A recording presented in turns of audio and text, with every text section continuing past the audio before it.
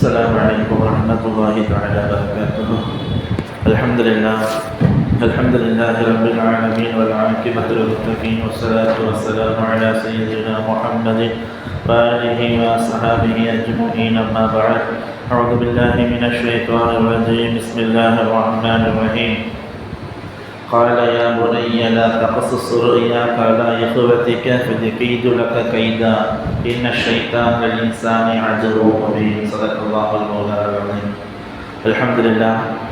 அல்லாஹுடைய மாதம் கிருபையினால் புனித மிகுந்த ரமலான் மாதத்தை அடைந்து அல்லாஹுடைய ரஹ்மத்துடைய 10 என சொல்லக்கூடிய முதல் 10 தராவீஹ் தொழுகையை நாம் நிறைவேற்றியிருக்கிறோம். 9 நோன்புகளை வைத்திருக்கிறோம்.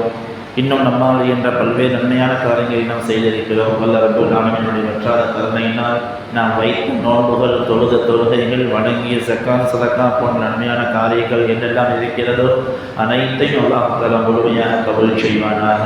ஆமீன்.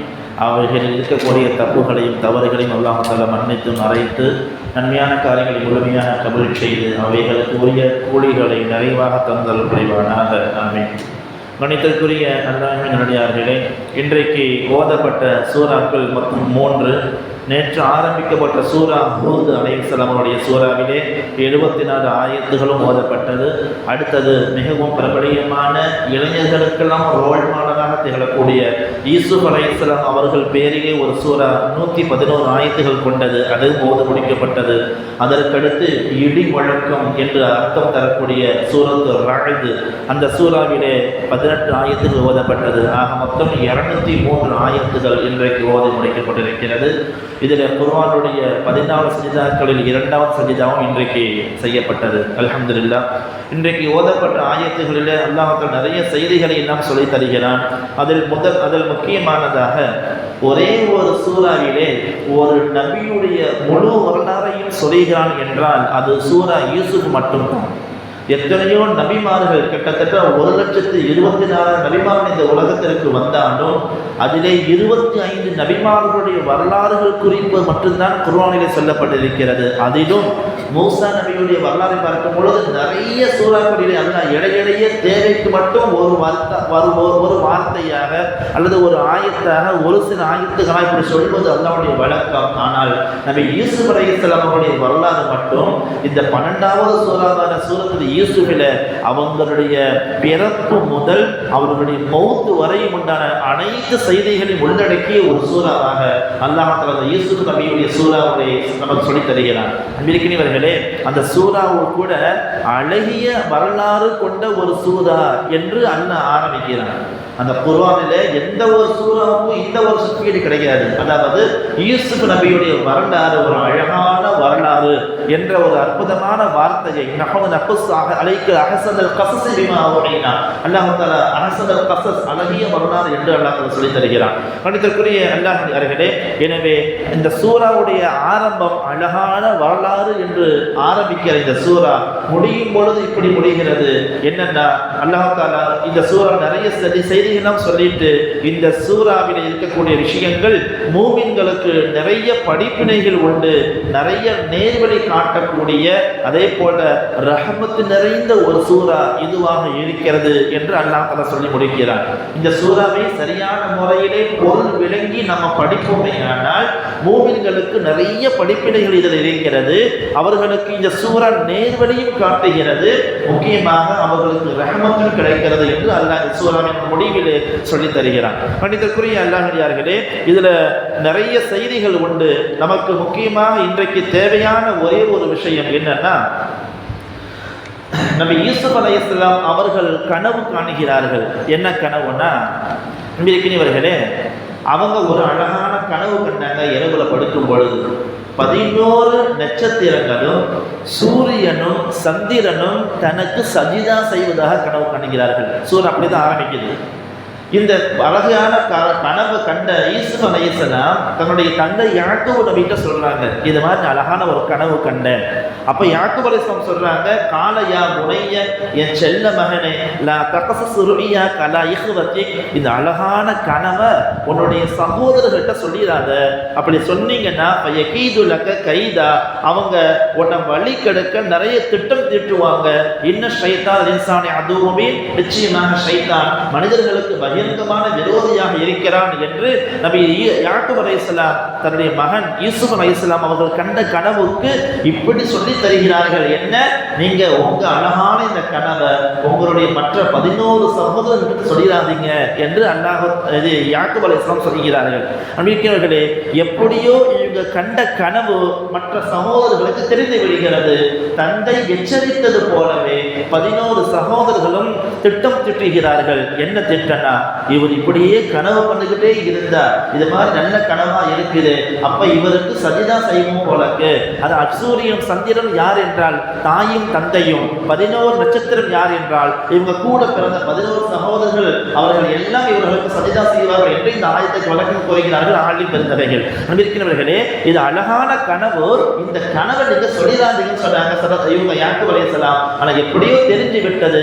அவர்களை முடித்துக் கொள்வதற்கு திட்டம் தீர்கிறார்கள் தன்னுடைய சகோதரர்கள். அன்பிற்கிறவர்களே, பொதுவாகவே இருக்கிற நபிமார்களிலேயே ஸல்லல்லாஹு அலைஹி வஸல்லத்துக்கு அடுத்து ரொம்ப முக்கியமான உயர்ந்த நபி யார் என்று ஒரு கேள்வி கேட்கப்பட்டது ஸல்லல்லாஹு அலைஹி வஸல்லம் கிட்ட. அப்ப ஸல்லல்லாஹு அலைஹி வஸல்லம் சொன்ன வார்த்தை என்னன்னா, யூசுப் அலைஹிஸ்ஸலாம் தான் இருக்கிற நபிமார்களிலே சிறந்தவர்கள் என்பதாக சொல்கிறார்கள். ஏனென்றால் யூசுப் நபி ஒரு நபி, அவங்களுடைய தந்தை யாக்கூப் அலைஹிஸ்ஸலாம் அவங்களும் ஒரு நபி, அவங்களுடைய தந்தை இஸ்ஹாக் அலைஹிஸ்ஸலாம் அவங்களும் ஒரு நபி, அவர்களுடைய தந்தை இப்ராஹிம் அலைஹிஸ்ஸலாம், எனவே அவர்களும் நபி. இப்படி நபிமார்களுடைய வாரிசாக இருப்பதால் யூசுப் அலைஹிஸ்ஸலாம் அவர்கள் சிறந்த நபியாக இருக்கிறார்கள் என்று நபிகள் நாயகம் ஸல்லல்லாஹு அலைஹி வஸல்லம் அவர்கள் சொல்லித் தருகிறார்கள். கணிதற்குரிய அல்லாஹ்வியார்களே, பொதுவாக நம்ம ஒரு கனவு கண்டா நம்ம என்ன செய்வோம்னா, நல்ல கனவா இருந்தாலும் நம்மளால பொறுக்க முடியாது, கெட்ட கனவா இருந்தா நம்மளால பொறுக்க முடியாது. யார்கிட்டயாவது சொல்லிடணும், சொன்னாதான் நமக்கு திருப்தி. அன்பிற்குரியவர்களே, இஸ்லாத்தை பொறுத்தவரையிலையும் கனவு என்பது ஸல்லல்லாஹு அலைஹி வஸல்லம் அவர்கள் சொல்கிறார்கள், நல்ல கனவா இருந்தால் அல்லாஹ்விடமிருந்து வரக்கூடிய ஒரு சுப செய்தி என்பதாக சொல்கிறார்கள். அபூ சலமா ரஹ்மத்துல்லாஹி அலைஹி சொல்றாங்க, நான் நிறைய கெட்ட கனவா கண்டேன்.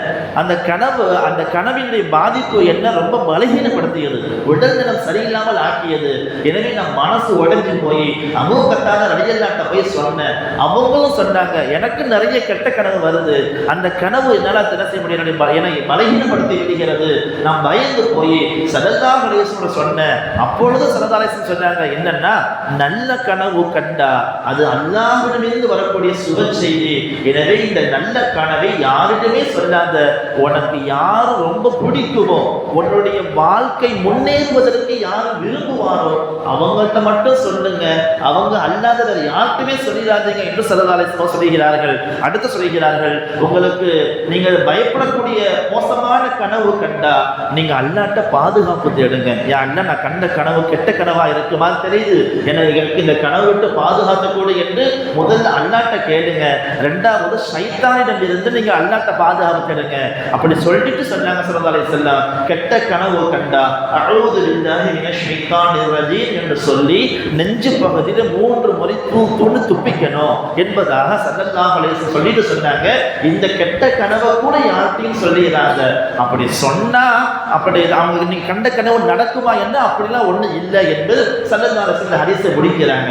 இந்த ஹதீஸ் நமக்கு தெரியக்கூடிய செய்தி 2. ஒன்று, நல்ல கனவு கண்டாலும் நம்ம மேல நல்ல அபிப்பிராயம் இருக்கிற மக்கள்கிட்ட மட்டும்தான் போய் சொல்லணும், எல்லாத்துக்கும் போய் சொல்லி என்ன செய்யக்கூடாது, கனவை நம்ம சொல்லக்கூடாது. ரெண்டாவது, கெட்ட கனவு கண்டா எழுந்துச்சு பயந்துட்டோன்னு சொன்னா 3 முறை அவுது பில்லாஹி மினஷ் ஷைத்தானிர் ரஜீம் சொல்லி நெஞ்சில் துப்பிக்கணும் என்பதாக சொல்கிறார்கள். எங்களுடைய உஸ்தாதுமார்கள் சொல்லுவாங்க, கெட்ட கனவு கண்டா திடுக்கமாக எழுந்துச்சுன்னு சொன்னா அவுது பில்லாஹி மினஷ் ஷைத்தானிர் ரஜீம் சொல்லி நெஞ்சில் துப்பிக்கிட்டு எந்த பகுதியில் தூங்கும் பொழுது இந்த கெட்ட கனவு வந்துச்சோ அதுக்கு அப்படியே ஆப்போசிட் திரும்பிக்கணும் என்பதாக, திரும்பி படுத்துக்கணும் என்பதாக எங்களுடைய உஸ்தாதுமார்கள் சொல்லியிருக்கிறாங்க. இன்னும் ஒரு விஷயம் சொல்லியிருக்கிறாங்க, என்னன்னா எங்கள் உஸ்தாதுமார்கள், நம்ம கண்ட கனவுல காண்ட எழுந்திருச்சதும் நம்ம கண்டது நல்லதா கெட்டதா என்ற ஒரு குழப்பம் நமக்கு வந்துச்சுன்னா யார்கிட்டையுமே நீங்க கேட்க தேவையில்லை. நீங்க அல்லாட்டே ஒப்படைச்சிருங்க. யா அல்லாஹ், நான் கண்ட கனவு நல்லதா இருந்தா நல்லது எனக்கு கொடு, கெட்டதா இருந்தா அதை விட்டு பாதுகாக்கக்கூடிய அல்லாஹ் என்று அல்லாட்டே ஒப்படைச்சிருங்க என்பதாக உஸ்தாம் அவர்கள் சொல்வார்கள். எனவே கனவு விஷயத்தை நம்ம என்ன செய்யணும்? நம்ம இது மாதிரி நடந்து கொள்ள வேண்டும். ஏன் நல்ல கனவு கண்டா கூட எல்லாத்தையும் சொல்லக்கூடாது என்று நமக்கு சரதாலசம் சொல்கிறார்கள் என்றால், நல்ல கனவு கண்டு மற்றவர்கிட்ட சொல்லும் பொழுது நம்ம மேல நல்ல அபிப்பிராயமா இருந்தா துவா செய்வாங்க. நல்ல கனவு கண்டிருக்க, அல்ல உனக்கு அந்த நற்கூலி வணங்குவானாக நமக்கு முன்னேற்றத்தில் ஆர்வம் கொண்டவங்க துவா செய்வாங்க. ஆனா நம்ம மீது பொறாமை கொண்டவங்க, நம்ம மீது கெட்ட எண்ணம் கொண்டவங்க, இது நல்ல கனவா இருக்கு, நம்ம துவா செஞ்சா அவன் பழிச்சிடும், அவன் நல்ல இன்னும் முன்னேறிடுவான், விடக்கூடாது. நீ என்ன இப்படியா கனவு கண்ட, இது மோசமான கனவுடா, இப்படி அப்படி சொல்லி ஏதாவது நம்ம மேல பொறாமை கொண்டு நம்முடைய மனசை உடைக்கக்கூடிய அளவுக்கு விளக்கம் சொல்லிடுவாங்க, பயந்து போயிடுவோம். அதனால நீங்க என்ன செய்யாதீங்க, நேரத்தை சொல்லாதீங்க என்பதாக நமக்கு இந்த ஹதீஸின் வழியாக நமக்கு சொல்லித் தருகிறார்கள். கண்ணில் நிறைந்த அல்லாஹ்வியார்களே, அப்ப இந்த ஆயத்துல நமக்கு அல்லாஹ் சொல்லக்கூடிய செய்தி என்னன்னா, மகன் கனவு கண்டு வாப்பா யாக்கூப்கிட்ட சொல்றாங்க அலைஹிஸ்ஸலாத்து வஸலாம். ஆனா வாப்பா யாக்கூப் அலைஹிஸ்ஸலாம் என்ன சொல்றாங்க? மகனே, இந்த கனவை யார்கிட்டயும் சொல்லாதீங்க. ஏன் அப்படி சொன்னீங்கன்னா அவங்க பொறாமைப்படுவாங்க, அவங்க பொறாமைப்படுவாங்க. இன்னைக்கு இந்த பொறாமை தீ இருக்கிறது, நிறைய நல்ல காரியத்தை கூட அழிச்சது தம்பிருக்கிறவர்களே. நபிகள் நாயகம் ஸல்லல்லாஹு அலைஹி வஸல்லம் சொல்கிறார்கள், நீங்கள் யார் மீதாவது பொறாமை கொள்ளக்கூடிய கெட்ட உள்ளம் உடையவர்களாக நீங்கள் இருந்தால் உங்கள் நன்மையை அது அழிச்சிடும். உதாரணம் சொல்றாங்க, விறகு கட்டையை எப்படி நெருப்பு அரிச்சிருதோ, நெருப்பு எப்படி கரிச்சிருதோ தின்றுதோ, அது போல உங்களுடைய நன்மைகளை நீங்கள் கொள்ளக்கூடிய பொறாமை தின்றுவிடும் என்பதாக நபிகள் நாயகம் ஸல்லல்லாஹு அலைஹி வஸல்லம் சொல்கிறார்கள். உலகத்திலேயே வானத்தில் முதல்ல பாவம் நடந்தது எதன் வெளிப்பாடு என்றால் இந்த பொறாமை தான் காரணம். அது ஆதம் அலைஹிஸ்ஸலாத்தை அல்லாஹ் படைச்சு மலக்குமார்கள் சஜிதா செய்யுன்னு சொல்லும் பொழுது எல்லா மலக்குகளும் சஜிதா செஞ்சாங்க. ஆனா இப்லீஸ் பண்ண சஜிதா செய்யலன்னா இப்ப படைக்கப்பட்ட இவருக்கு இவ்வளவு மரியாதையா நான் எவ்வளவு காலமா இருக்கிற எனக்கு சஜிதா செய்ய சொல்லியா அல்லாஹ் இந்த மலக்குகள்கிட்ட என்று ஆதம் நபி மீது பொறாமை கொண்டான். அதனால அல்லாஹ் ரஹமத்தை விட்டு தூக்கி எறியப்பட்டான். அப்ப முதல்ல நடந்த பாவம் இந்த பொறாமையின் காரணமாகத்தான். வானத்தில் நடந்த முதல் பாவம் இந்த பொறாமை தான். பூமியில நடந்த முதல் பாவம் இந்த பொறாமை தான். என்ன பூமியில் நடந்துச்சுன்னா, ஆதம் அலைஹிஸ்ஸலாத்துக்கு 2 மகன்கள், ரெண்டு பிரசவம். ஏன்னா முதல் பிரசவத்துல ஆணும் பெண்ணு, இரண்டாவது பிரசவத்துல ஆணும் பெண்ணு. முதல் பிரசவத்துல பிறந்த பெண்ணை இரண்டாவது பிரசவத்துல பிறந்த ஆணுக்கும், முதல் பிரசவத்துல பிறந்த ஆணை இரண்டாவது பிரசவத்துல பிறந்த பெண்ணுக்கும் நிக்கா முடிக்கணும் என்று அல்லாஹ்வுடைய கட்டளை ஆதம் அலைஹிஸ்ஸலாம் சொல்றாங்க. ஆனா முதல் பிரசவத்துல பிறந்த காபில் என்பவன் இரண்டாவது பிரசவத்துல பிறந்த சகோதரி தான் நிக்கா முடிக்கணும். ஆனா தான் கூட பிறந்த அந்த சகோதரி ரொம்ப அழகான பெண்ணாக இருந்ததால் தான் கூட பிறந்த சகோதரி தான் முடிப்பேன் என்பதாக விதனாவாதம் பண்ணுகிறார். அவங்க எவ்வளவோ தந்தை சொல்றாங்க, கேட்கவே மாட்டேங்கிறாங்க. கடைசியில என்ன செய்யலாம், பொறாமைப்பட்டு தன்னுடைய 2வது பிரசவத்தில் பிறந்த தன்னுடைய தம்பி ஹாபிலையே கொன்று விடுகிறான் என்பதாக நபிகள் நாயகம் ஸல்லல்லாஹு அலைஹி வஸல்லம் சொல்றாங்க. இப்போ உலகத்துல முதல்ல நடந்த பாவம் கொலை பாவம் தான். இந்த கொலைக்கு காரணமாக இருந்தது இந்த பொறாமை என்பதாக இந்த வரலாறு மூலம் நமக்கு சொல்லி தருகிறார்கள். முதல்ல பொறாமைனா என்னங்க? பொறாமைனா ஒரு அடுத்தவர்கள்ட்ட ஒரு நல்ல விஷயம் இருக்கிறது, அதை நம்ம அதன் மீது பொறாமைப்பட்டு அந்த காரியம் அவரை விட்டு நீங்கிடணும். இப்போ திடீர்னு கஷ்டப்பட்டு சம்பாதிச்சு செல்வம் சேர்த்து வச்சிருக்காரு வச்சுக்கோங்கண்ணே, நான் பார்த்து வளர்ந்த அவன் எப்படி அவன் சம்பாதிச்சிருப்பான், அந்த சம்பாத்தியம் அவன்கிட்ட விட்டு இருக்கவே கூடாதுன்னு சொல்லிட்டு அதுக்கு ஏதாவது கங்கன் கட்டுவது, இதுதான் பொறாமை என்பதாக சொல்கிறார்கள். இந்த பொறாமை எங்கிருந்து வந்தது என்றால் ஷைத்தானிடம் இருந்து வந்தது ஒன்று. 2வது இஸ்ரவேலர்களுடைய பழக்கமும் அதுதான். ஈதர்களுடைய பழக்கமும் முஸ்லிம்களுக்கு கிடைக்கிற அந்த பாக்கியங்களிலும் பொறாமையாக அவங்க பார்த்தாங்க என்று வரலாறு சொல்கிறது. இன்னொன்று, இந்த இஸ்ரவேலர்கள் எங்கிருந்து ஆரம்பிக்கிறாங்கன்னா யூசுப் நபியுடைய தந்தையான யாக்கூப் நபியுடைய இந்த மகன்கள் தான் பனி இஸ்ரவேலர்களுடைய ஆரம்ப ஸ்டேஜில் உள்ளவங்க. எனவே இந்த யூதர்களான இவர்களும் பொறாமைப்பட்டார்கள், இப்லீஸும் பொறாமைப்பட்டான். எனவே பொறாமை தான் ஆரம்ப கெட்ட விஷயமா இருக்கிறது. எனவே நீங்க பொறாமைப்படக்கூடாது என்பதாக சொல்லப்படுகிறது. அபூ ஜஹல் கூட இஸ்லாத்துக்கு வரணும்னு ஆசை, ஆனா அவனை தடுத்தது எதுன்னா பொறாமை தான். ஸல்லல்லாஹு அலைஹி வஸல்லம் அந்த வம்சமும் இவங்களுடைய வம்சமும் எப்பொழுதும் போட்டி போட்டிட்டு இருப்பாங்களாம். இவங்க ஒரு நல்ல காரியம் செஞ்சு அவங்க நல்ல காரியம் செய்வாங்க. இப்படி செய்யும் பொழுது எங்களை விட நீங்க நல்ல காரியம் செஞ்சிட்டீங்களே என்று சொல்லிட்டு அந்த பொறாமைப்பட்டதாக தான் இவன் ஈமானை ஏற்றுக்கிற என்று அபூஜஹலை பத்தி சொல்றாங்க அன்பிற்கின்றவர்களே. அதே போல ஈதர்கள் கூட குர்ஆனை விளங்கினார்கள். ஆனால் நபியாக ஸல்லல்லாஹு அலைஹி வஸல்லம் ஏத்துக்கிட்டாங்க கேட்டா ஏத்துக்கல. ஏன்னா அவங்க தான் மதத்துல தன்னுடைய கோத்திரத்துல வருவாங்கன்னு எதிர்பார்த்தாங்க நபியை. ஆனா ஹாஷிம் குலத்துல ஸல்லல்லாஹு அலைஹி வஸல்லம் பிறந்ததால அவங்க ஏத்துக்கல என்பதாக. உஸ்மான் ரலியல்லாஹுவை கொலை செய்தது கூட முஸ்லிம்கள் தான் கொலை செஞ்சாங்க உஸ்மான் ரலியல்லாஹுவை. எதன் காரணமாக என்றால் அதுவும் பொறாமை என்பதாக வரலாறு சொல்லியிருக்கிறார்களே. ஆனால் பொறாமை படுகிறோமே அது நம்ம நினைச்சுக்கிறோம் சாதாரண விஷயம் என்று இல்லை என்பிருக்கிறவர்களே. அல்லாஹோடு போட்டி போடக்கூடிய ஒன்றுதான் இந்த பொறாமை என்பதாக நபிகள் நாயகம் ஸல்லல்லாஹு அலைஹி வஸல்லம் சொல்கிறார்கள். அல்லாஹ் சொல்வதா சொல்றாங்களா, அல் ஹஸூது அதுல் நிஅமத்தி. அல்லாஹ் சொல்றானா, நீ என்ன போட்டி பொறாமை பண்றியா? நான் விரும்பி அவருக்கு இந்த நிஅமத்தை தந்திருக்கிறேன், அதுல போய் நீ பொறாமை பண்றியா என்று அல்லாஹ் சொல்வதாக நபிகள் நாயகம் ஸல்லல்லாஹு அலைஹி வஸல்லம் தெரிகிறார்கள். நம்பியிருக்கிறவர்களே, நம்முடைய பழக்கம் கூட இருக்கா இல்லையா? வீட்டில் நல்லா இருப்போம், கரண்ட் போச்சு என்ன செய்வோம்? கரண்ட் போச்சுன்னா ஃபர்ஸ்ட் பக்கத்து வீடு எட்டி பார்ப்போம். அங்கே கரண்ட் போச்சா இப்போ திருப்தி. நம்ம வீட்டில் மட்டும் கரண்ட் போனால் பத்தாது, பக்கத்து வீட்லையும் கரண்ட் போகணும், அப்போ தான் நமக்கு திருப்தி கிடைக்கும். நம்ம வீட்டில் மட்டும் கரண்ட் கட் ஆயிடுச்சுன்னா அது எப்படி? ஏன் வீட்டில் மட்டும் கட் ஆயிடுச்சு உடனே லைன் போடுவோம். ஏன்னா டிவிக்கு ஃபோன் போட்டு ஏன் லைன் மட்டும் எது கட் ஆகிடுச்சு? ஒரு ரொம்ப நாள் வரம் இருந்த ஒருத்தவனுக்கு தெய்வம் ஒரு கலை சொல்லுவாங்க. தெய்வம் வரம் கொடுத்துச்சான். அவனுக்கு கேட்ட வரலாம் கொடுப்பேன், ஆனா ஒரு கண்டிஷன், நீ கேட்கறதுல ஒண்ணு உனக்கு கிடைக்கும், உன் பக்கத்து வீட்டுக்காரனுக்கு 2 கிடைக்கும் அப்படின்னு சொன்னான். இவன் என்னத்தை கேட்கலான்னு ரொம்ப யோசிச்சு சொன்னான்னா, எனக்கு ஒரு கண்ணை பொட்டையாக்கிடு, என்னுடைய ஒரு கண்ணை பார்வை எடுத்துரு, அது போதும் அப்படின்னா. ஏன்னா இவனுக்கு ஒரு கண்ணு போனா பக்கத்து வீட்டுக்காரனுக்கு 2 கண்ணு போகும். எவ்வளவு நல்ல எண்ணம்.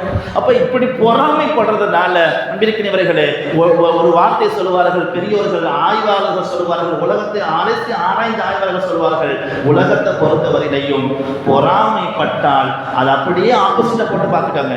பொறாமைங்கிற வார்த்தையை நீங்க தலைகீழ போட்டு பார்த்தா என்ன வார்த்தை வருமோ அதுதான், இப்படிதான் அவன் மனசு ஆயிடுவான் என்பதாக ஆய்வாளர்கள் சொல்கிறார்கள். சரி, நமக்கு இந்த பொறாமை எப்படியோ வருது, நம்ம என்ன செய்யணும்னு கேட்டா 3 விஷயம் செய்திருக்கிறீர்களே. உள்ளத்திலிருந்து பொறாமை எடுப்பதற்கு முதல் விஷயம், எந்த விஷயம் அதாவது மாஷா அல்லாஹ் சொல்லி பழகணும்.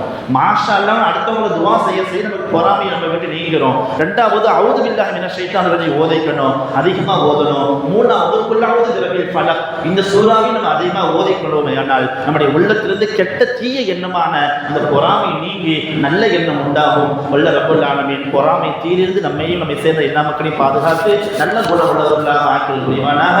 ஆமீன். வாஹிரு தஅவானா அல்ஹம்துலில்லாஹி ரப்பில் ஆலமீன்.